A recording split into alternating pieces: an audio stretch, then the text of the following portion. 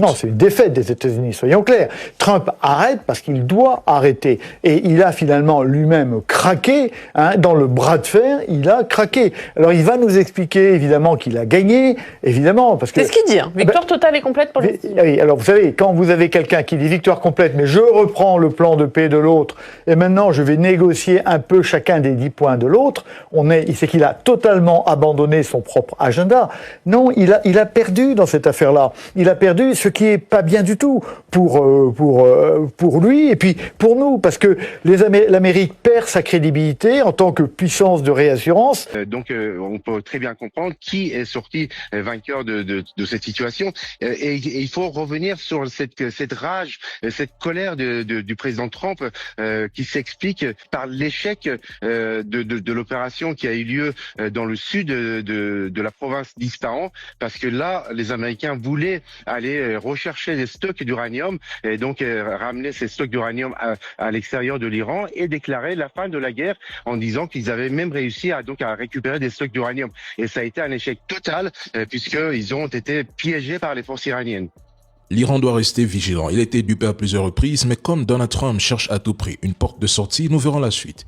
Mais comme je l'avais annoncé dès le 28 février 2026, cette opération sera un échec pour l'administration Trump. Et aujourd'hui, tout semble s'aligner dans ce sens. Chez l'entité, c'est la confusion totale. Trump a, de facto, laissé le contrôle du détroit d'Ormuz à l'Iran. Désormais, les navires continuent de payer jusqu'à 1-2 millions de dollars pour y transiter sous coordination sécuritaire iranienne. Et cela s'inscrit dans la durée, c'est important. Il a aussi exposé au grand jour les limites de son fameux F-35, présenté comme invincible, mais qui s'est révélé vulnérable face à l'Iran.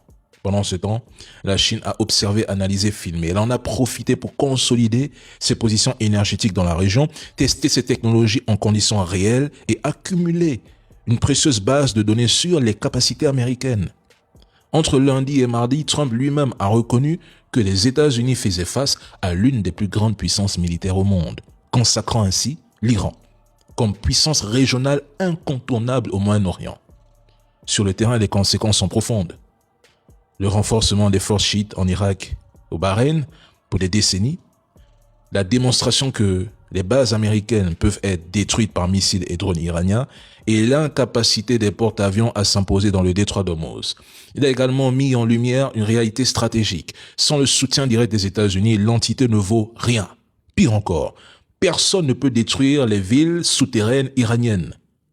Trump, qui visait un changement de régime, a finalement produit l'effet inverse. Il a consolidé le pouvoir des mollahs au point de voir, pendant 40 jours, une mobilisation populaire massive à travers le pays contre la guerre d'agression.